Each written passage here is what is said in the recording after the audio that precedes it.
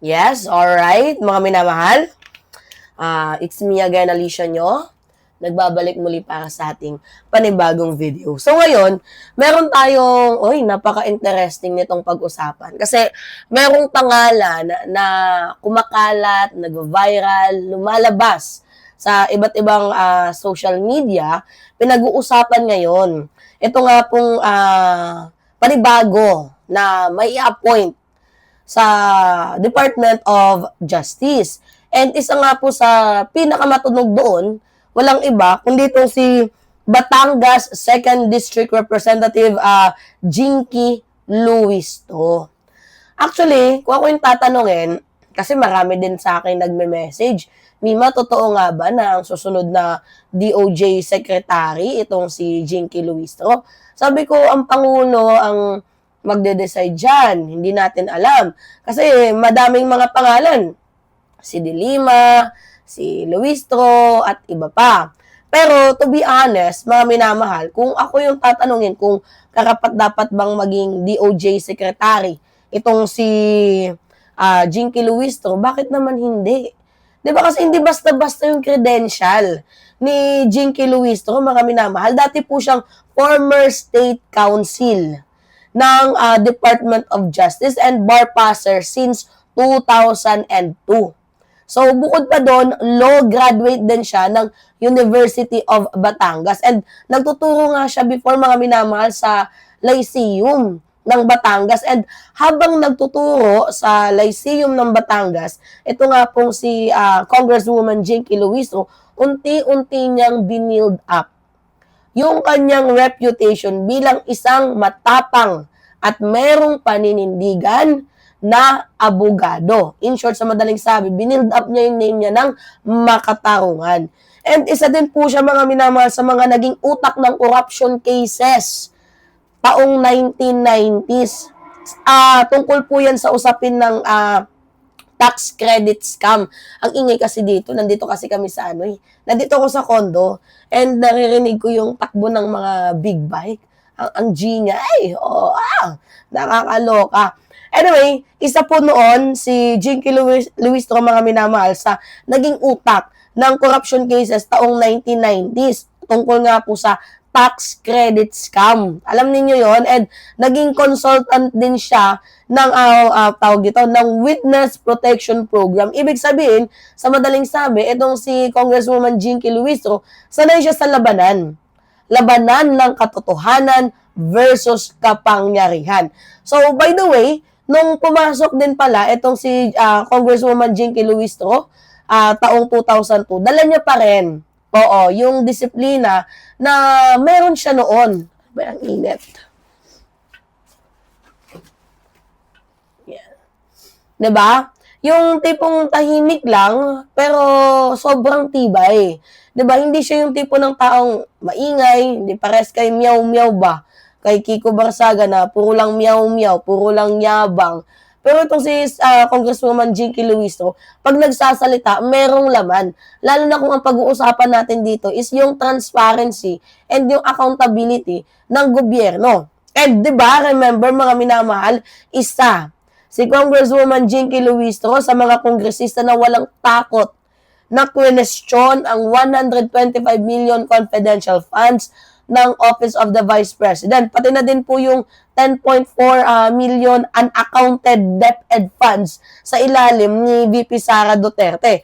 Ano yung linya ni Congresswoman Jinky? May sinabi siya Sabi niya dati, hindi ito tungkol sa politika. It is about the people. Paano ba yung pagkasabi niya? Hindi ito tungkol sa politika, kundi sa tiwala ng taong bayan. And dyan pa lang sa minort niya na sinabi niya, doon natin makikita ang napaka-pure, napakalinis na intention niya as a public servant. And if you will remember, 'di ba, isa din siya sa mga pinili sa 11, 'di ba, na maging prosecutor ng impeachment case laban nga po dito kay Vice President Sara Duterte. Hindi dahil sa ayaw niya kay VP Sara Duterte, kundi hindi siya natatakot. Diba? Ang iba takot. Pero siya hindi. Talagang literal na iba sa lahat. si Congresswoman. Yung tipong tahimik lang pero kalmado, pero siya yung tipo na merong ibubuga. Hindi siya yung tipong tao na nakikialam sa kaso ng may kaso. Ang ginagawa niya, inaaral niya muna. Hindi dahil sa, 'di ba, gusto niyang magpasikat, kundi para mga minamahal, ma-achieve natin ang tunay niya na justice sa mamamayang Pilipino. Kahit pa bumaliktad ang mga political winds, nakita naman natin na itong si Congresswoman Jinky Luistro, hindi natinag. Hindi katulad ng iba, 'di ba? Sala sa init, sala sa lamig, kasi para kay Jinky Luistro, kay Congresswoman mga minamahal, ang batas ay batas. At ang katotohanan ay hindi dapat isuko sa convenience na politika. Pero, diba, this July 25, if I am not mistaken, 2025, yung impeachment case ni VP Sara Duterte, diba alam naman ninyo na binasura. Tinawag nga natin itong napaka-unconstitutional, diba? Kasi in the first place, dapat hindi nakikialam yung Supreme Court sa kaso na yan dahil may kanya-kanya silang branches. May kanya-kanya silang kapangyarihan. They are all, co-equal branches. Separate yung power nila. Kaya nga natin ito natawag na unconstitutional. Madami tayong nadismaya, to be honest. Pero, itong si nalaglag yung towel ko, oo. Pero itong si Congressman Luistro, mga minamahal, ang sabi niya, pinalakas niya yung loob natin. Hindi daw pagkatalo ang pagbasura ng impeachment case ni VP Sara Duterte. Isa po daw yung paalala kung gaano kahirap ang paninindigan ng check and balances, 'di ba, mga minamahal, sa panahon ng matinding 'di ba, partisanship. So talaga yung mga wordings na binibitawan ngayon ni Congressman Jinky Luistro, talagang literal na tumatatak sa mamamayang Pilipino, and she deserves to be the newly appointed Department of Justice Secretary. Kaya kung tatanungin ako kung dapat lang ba na maging DOJ, yes, solid yes. 'Di ba? Una-una, she's a bar admitted, battle-tested na din, and politically independent. At higit sa lahat, she represent what the DOJ should be.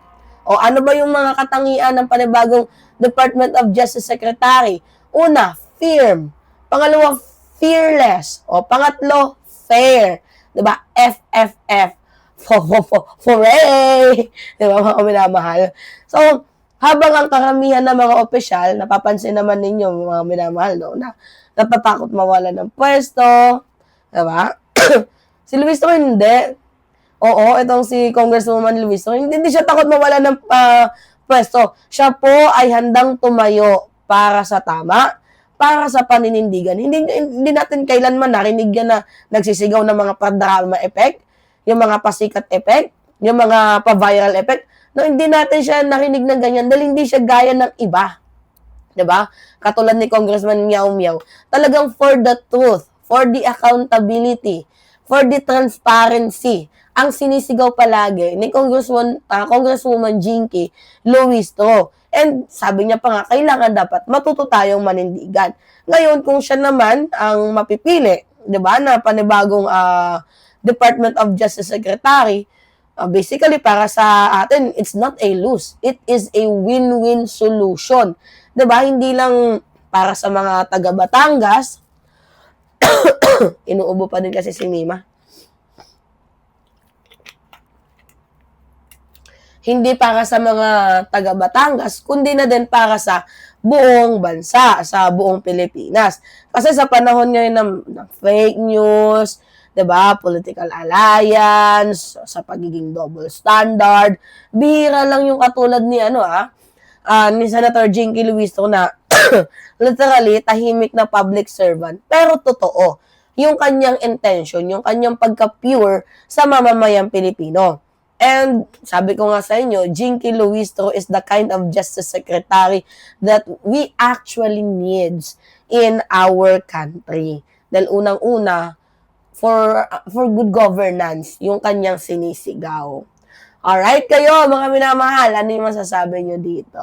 Yes, again, it's me, Alicia nyo. Pasensya na. Pero okay na yung voice ko, diba? Mga minamahal, medyo sinisip po na nga lang tayo. At inuubo pa. Again, it's me, Alicia Nyo, and nagbabalik muli para sa ating panibagong video. Maraming salamat at ingat, mga kababayan. Ito pala yung camera ko. Lagi ako nakatingin dito. Ito yung camera. Sorry.